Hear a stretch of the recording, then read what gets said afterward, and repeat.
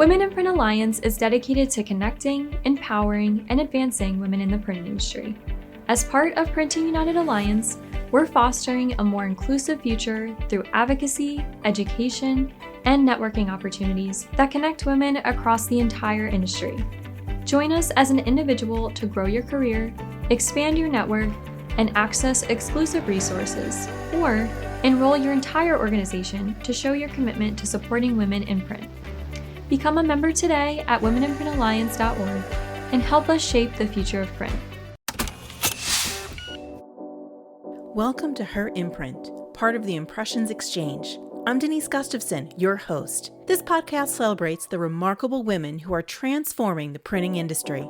We'll explore their journeys, from challenges to triumphs, and share the stories that leave a lasting imprint. Today, I have with me Gina Danner. She's CEO for NextPage. So Gina, welcome. Hi, Denise. Thanks so much for including me today. Looking forward to this conversation. To get us started today, can you give us a little bit of background about NextPage? NextPage was founded in 1988 by my dad and my brother as a printing and mailing company, which back in that day, that was a new and innovative thing to have services together. I came in 89. My dad came to me and said, "Hey, why don't you come work for your brother?" And I said, "Daddy, you told me never to go work for anybody, so I don't want to go work for my brother." And he says, "Well, why don't you just buy me out then?" So he gave me the opportunity to buy his stock, and I started working with my brother back in 89. My other brother, Kyle, came in and we grew, and then Kyle left after about 16 years, and we brought in another partner in 2013. And then in 2019, the other partner and my brother retired, and I brought in another partner and another partner. And today I own about 60% of the company and have 4 financial partners. And we are about 247,000 square feet in a limestone mine along the Missouri River Bluffs. So we're the printer in the caves. If anybody ever hears about us, that's generally the way people talk about us in the industry. Oh, we're literally in an underground facility. We're in a cave, which makes it really nice for printing, just because we don't have to use as much electricity to maintain our environment. Very cool. We miss the height, so we don't have as much ceiling height for storage, but we have a great environment. It takes a little bit for employees to get used to the first time, but when it's snowy outside and they go out and their car is still warm and it's hot in August and their car is still comfortable, they start to appreciate it. To say the least. We don't have to load our trucks in the rain and deal with the change in humidity quite as drastically. So we've been around for a long time. We do printing, high-speed inkjet, offset printing, digital printing of all kinds. We also do flexographic printing. We have full bindery and mailing capabilities. We have a large format shop, and we do some retail product manufacturing as well. So you can walk into Walmart or Target and buy our product off the shelf. Wow. So Yeah. what don't you do is really the kind of the question. That is the hard thing. We've even bought somebody water for their barbecue contest or what. I don't know. You know how everybody knows how this industry is. I call it anything for a buck. That's what this industry does, anything for a buck. It can be. It Yeah. definitely can be. So now, when you were asked to join the company, what were you doing at that point? By schooling, I was an exercise physiologist. So I was one of the original personal trainers back in the day. And I trained ice skaters and Golden Glove boxers and little old people. And Wow. I always say I was poor and sore. So what made you do that switch? I mean, obviously, Dad asked, and, I'm going to buy the shares, fine, but why printing? Why decide to change something? Because that's a way different change. Well, when you grow up in a family business, and my dad had always been his own boss and had always had a small business, and he never would stay with a business long enough to make it wildly successful. He was the ultimate short attention span guy, but he taught us how to work hard, and he instilled in us this idea that you might as well work for yourself if you're going to work that hard. So I had been helping out in the mail shop when they would need help, and I just understood mail, and I thought about the business in a different way. And when the opportunity came up, I'm like, yeah, I can do that. Might as well do that. I can switch from doing mail part-time and exercise full-time to exercise part-time and mail full-time. Was basically the way it approached, and we had 2 locations. I ran one of the locations, and I had a sense of marketing, and so I started taking a bunch of marketing classes and learning about that and learned how to sell and figured out that in the business, that would be the place that I would excel at, is sales and marketing. So what was it like when you joined? I mean, it's the late 80s, early 90s. So what was the industry like back then? It was the dawn of quick print and or kind of in the heat of quick print, I guess, and it was a lot of small family businesses, much like it is now, Mm. all male run. Everybody was male. It was hard.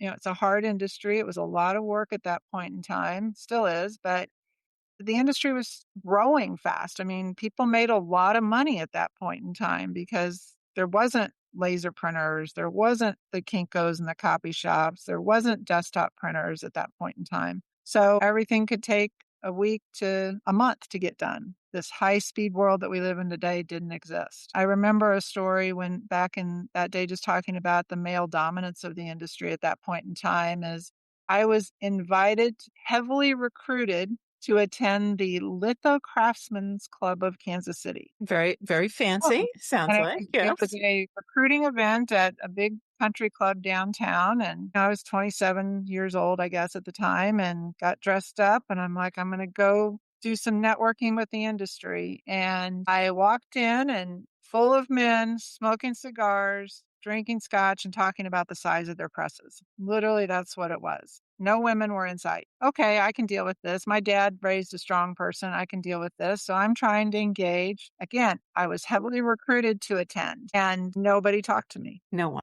No one. I kind of stood there. I'm young. I'm trying to work my way in. Mm. No. So after about 20 minutes, I went out to my car. I sat there and had a big talk with myself. And for those of us who sometimes we either instilled to go silently into the night or to fight our way through, well, I tend to be a fighter. And I sat there and had a big conversation with myself. And I told myself, I said, I don't care what else happens, but I will be the last one standing. And all of these blank blanks. Yeah. At the time, I wasn't thinking about an age thing or anything to that effect. I was just thinking, I'm going to show all these guys and that I'm going to be the winner in this town. I'm going to be the biggest player in here. And so today, next page is it. So you showed all of those guys, huh? Showed them. I mean, obviously you said you had that conversation with yourself. What was that like to be put into that situation, knowing that they asked you there? Yeah. It was I was just kind of appalled by it. I'm like, Yeah. but keep in mind, at that point in time, women were just then able to get their own loan packages for their businesses. They were just able to get their own credit card or sign a car note or those sorts of things. When we think about it, I mean, I grew up when was 12 years old, I wanted to go play racquetball. The only place to play racquetball was at the YMCA, and women couldn't go. That was the environment that I grew up in. One more place that I wasn't invited as a Mhm. woman, even though I was invited, but I wasn't going to be made to feel comfortable. So at that impetus, I said, screw the industry. I'm going to go worry about my customers. And so for 25 years, next page, my company never participated in any industry event. We Right. didn't go to the print shows. We didn't go to networking shows. We just did it without anybody in the industry. Mm. Probably not the best answer. I wasn't going to make money from them. I Yeah. need to go find my customers. So then I just decided I was going to spend all my time that I could with customers. Did that same attitude or in terms of like what you experienced, did that also like echo in your vendors, like in the people that you were doing business with too? It still does. Okay. It still does to this day, which is really disheartening. Having been involved at a higher level in the industry and having nationwide industry contacts, I meet with OEMs on a regular basis at some pretty high levels, and they're all asking me, "Oh, Gina, you should mentor so and so," or "Oh, Gina, we want more women in our boardroom," or whatever. How do we get there? And then that might be at breakfast. And then in the afternoon, I'm walking the trade show floor and I go to their booth and not one of their sales associates will walk up and talk to me. I And it's just like, come on, guys. They don't have any women in their trade show booths. So it's a real challenge, I think, for the industry. And part of it is because it is so mechanical. Women are still held back from the earliest of ages on mechanical type things. I think there's huge opportunity for women if they can find the right avenue, because let's be clear, there are a lot of women leaders and it's a different world now. We still just might have to push a little bit harder and push through those doors a little bit harder. that's part of the question is like, how do we fix it? Because, like you said, with the trade shows, there's no women that are in the trade show booth, or if they are, in many cases, maybe they're just the booth bait, and that's really something that we don't want to lean into by any stretch of the imagination. But how do you fix something like that? Well, I think the key is it's generational at this point, and as the generations change, hopefully they will, even though there's the bro culture. It changes some, and I think it's really about continuing to show up and do a phenomenal job and speak your mind. As I think about women in this industry and really women across any industry, we still have to know our stuff, and we have to be able to speak up. And so when I'm coaching my staff, and I have a number of women in leadership on my staff, I want to make sure that when they present their ideas, they do so with a strong voice and data, because it's very difficult for anybody to talk over real data points, and they have to make sure that they are heard, which, I have somebody who's a little bit shorter, and she's been in the industry a long time, and this is the first job. She's been here for, I don't know, 7, 8 years, and she's a leader. So she went from helping on an inserter to being a supervisor, to being a manager, and running one of our most important departments. She tends to be a little bit shorter, and she's working with her to overcome that and make sure that she's heard. I tend to coach her and say, hey, you need to make sure that you really are heard and that we pay attention to you. Don't just let things go. If it's important to your department, you need to speak up. And I think that's so often what I see in this industry is we just are okay with things because so many in the industry don't want to break the pattern, break the Hmm. mold. They want to go along to get along. I mean, if you think about the printing industry, we have a lot of introverts who are very comfortable standing by a noisy piece of equipment that does the same thing at 5,000 to 10,000 pieces an hour. The patience to do that is a gift I don't have. It takes a certain kind of person. A certain person. Well, a lot of those people, that tends to be the thought process in the industry. Somebody who's a little more introvert and somebody who's really patient, very detail oriented, but and that's hard to change the direction for those people. And so when I'm talking to women or managers, I want to make sure that they understand that it's your job to drive change, and driving change is hard. So, but women have the ability to drive hard and make those changes. They just have to stay on top of it. They very well do. And what's interesting too is like you said, you have to make yourself heard. You have to do all of these things. In some cases, do women just get tired of always having to fight for every like inch? Is that part of it too? Is like, that's fine. I just don't want to fight about this anymore right now. Is that what happens in some cases? It does. It absolutely does. I find myself sometimes of it's not worth the struggle. And keep in mind that not everything is worth the fight, but there are things that are worth the fight.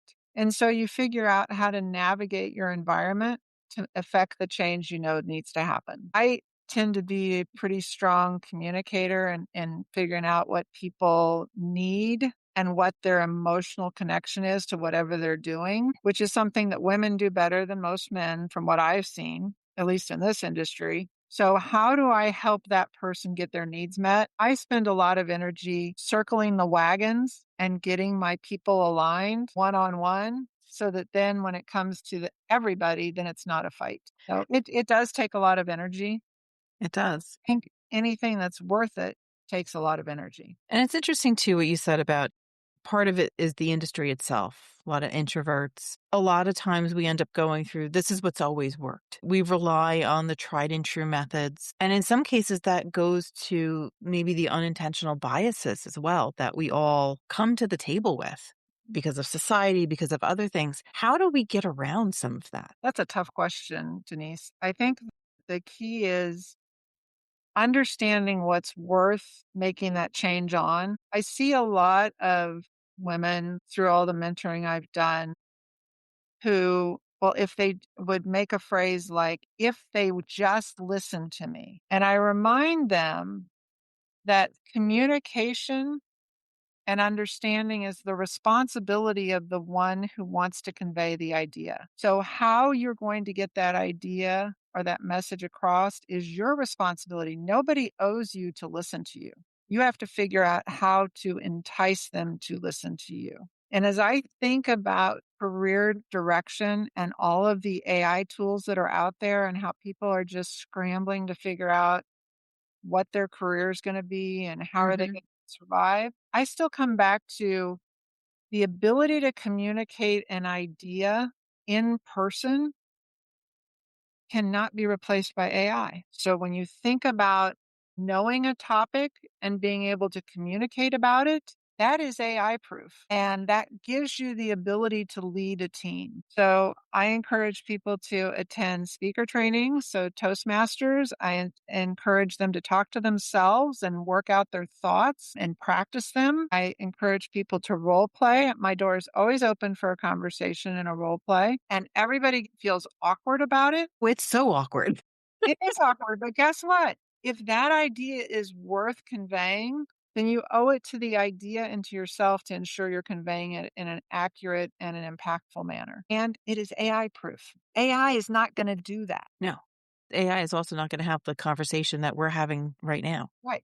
So I don't know. It's an interesting industry, and I think I love it because we get to make cool stuff. So that becomes really impactful for people. And there's nothing more fun than getting to make something that's never been made before. And And and what we do helps people make money. yeah, and how you're going to impact not only the company you're working with, but their customers.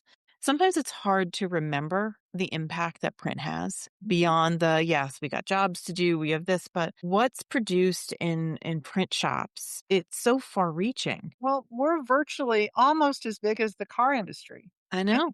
the States. And when you think about that, you think about the amount of GDP that we impact, the amount of lives that we impact, the number of employees. And for anybody to think that print is dead is just smoke and crack as far as I'm concerned, because we get to interact on a sensual level with all the senses in the product we produce, and we get to move people to change or to an idea. That is really a mission, I think. And we don't give ourselves enough credit. No, we don't. We're the best kept secret ever. Right. And we devalue ourselves to keep our equipment running. We drop the price because we want the job, Yeah.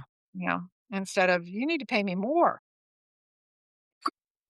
Now, for you, as a woman in the printing industry, in an industry that's, like you said, almost as large as, or if not, it could be as large or even larger than the automotive industry. I actually haven't looked at the numbers lately to see where we're at. It's huge. There's not a lot of women in the role that you have. There's some.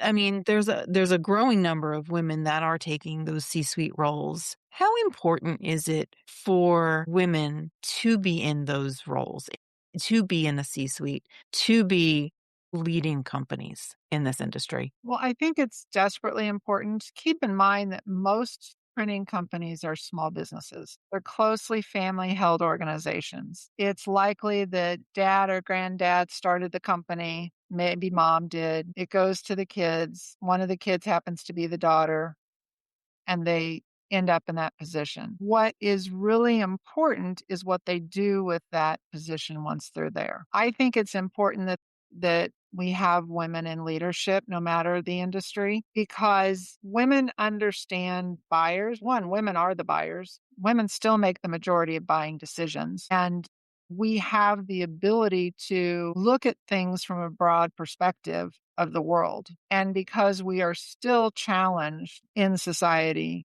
it becomes even more important when we're trying to lead a workforce. I've been the clear leader at Next Page since 2019, meaning my brother's out, my Mhm. other brother's out. It's been me sitting at the head. And the change in our workforce and the cultural alignment that we have today is really clear. We're driven, versatile, protective, and kind. And we hire, fire, train, retain, and incentivize around those four key principles. And everybody in the organization understands them. And it is very empowering to see the staff make decisions around those very simple principles. And when we've got the super skilled, great press operator who's just a jerk, There's always one. always one, or the old curmudgeon guy that Mm-hmm. is phenomenal but treats everybody like crap, when you sit them down and explain to them that that can no longer take place here at this organization and they make a change for the better, and they come back to you after a while and say, that was really important that you explained to me why that way I was acting was no longer acceptable.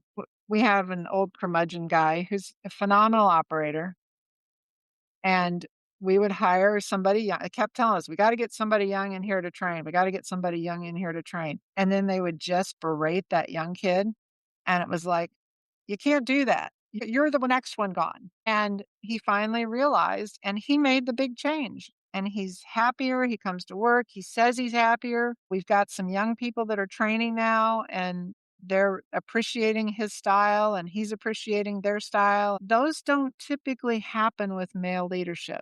Hmm. At least I haven't ever seen it that way. Yeah, for that old curmudgeon, part of it is you always wonder, is it because they fear that they're going to be pushed out? Or is there a fear for them of they're trying to protect what they have and they don't want to share that? Well, I think it's more about it's just always been accepted. I remember when there would be almost fights breaking out, and it'd be like, okay, well, that's not going to work.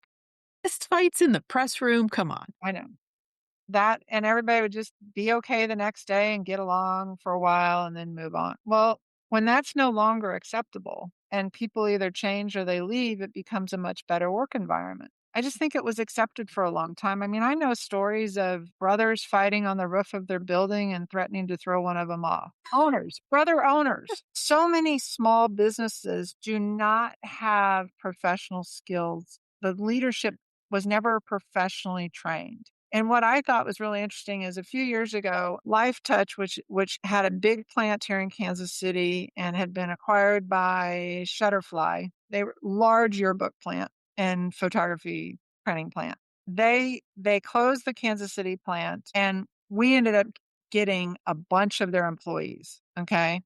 And the level of training that they had that we never thought was important was amazing. So small companies, when we're trying to survive on 3 to 8% bottom line profit margin, we're not putting money into training. You can't afford to in some We can cases. afford.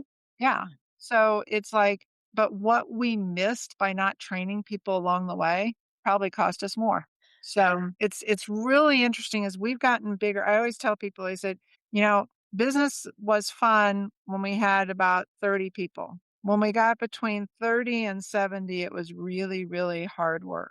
When we got over 90, it got a lot easier because not everybody was running to me for every decision. So it's finding that growth path that allows me the luxury of being able to work on what I want to work today and do the things I want to do today. And not have to worry about breaking up fights on the press room floor. Right. Because we don't have fights. I just get to be the culture leader. I've got HR, I've got accounting, I've got great accounting managers. Somebody takes care of the schedule. Yeah, I get to step in and think strategically about some challenges. I get to talk to vendors. I get to talk to customers. I get to go wander the plant floor and just hang out.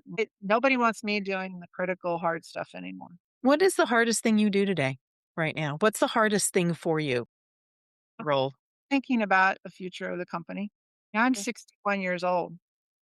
And thinking about how do I build a succession plan so the company survives and thrives beyond me. I don't want to be the 75-year-old that has to get wheeled in to do this job because at that point in time, I would be holding the company back. I have to be very careful about what I take on versus what I try to let other people take on. But I don't want to just see it go away. Something your family's built, you've built? Well, and I think we've got 155 people who've invested their livelihoods here, and I take that as a big responsibility. So I think a lot about sales and revenue generation. I think a lot about the future of the company. I get to talk to banks about loans and look at the aging report every week and who am I going to pay and sign checks for, those sorts of things. Yeah. It's interesting probably how your focus has changed over the years too. Absolutely has. Absolutely has. I always lived in sales and marketing. And then in 2019, I was probably about 17. I started moving more into the plant floor and understanding how the production floor really worked. I just go out and I'd stuff letters. I'd do handwork and I'd just stand there and I'd watch. And then I would think about how could we change this process, or what would the equipment footprint look like if we got this piece of equipment, or how would we do that? Or how can we sell more of this because it looks easier? Or, man, that's a really screwed up process. I need to think about that. Or, man, that woman is working her butt off. I need to find a strong path for her. Mm-hmm.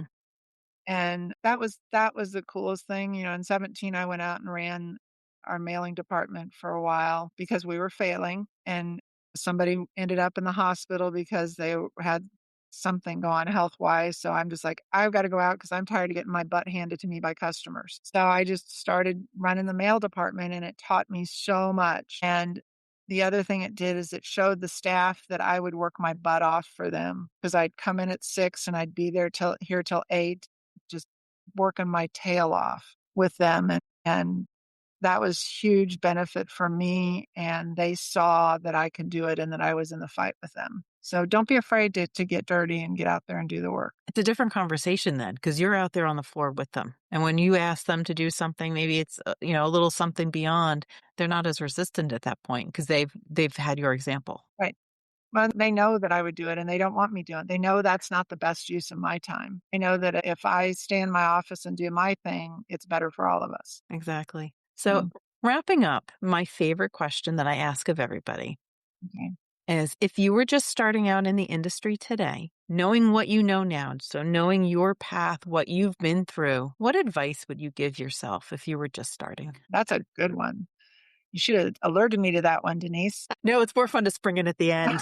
Well, I think wherever your passion lies, whether it's in sales, marketing, pre-press, production management, or production, I think ensuring that you become an expert in how to get the job done, the tools that are needed for the job. So that may mean I've got to spend a little bit more time asking questions. I've got to go get an Excel class because I'm in purchasing. I've got to go learn about how this machine is running and taking it apart. I've got to go study the OEM websites and learning how to speak about your craft in a confident manner, and then being able to back up that confidence with real world experience. I have a young woman who came from a envelope shop that went out of business, and she is the strongest manufacturing operator that I've seen a woman be. She has a very high level of confidence and she speaks articulately about her craft, and she's very quickly becoming a rising star.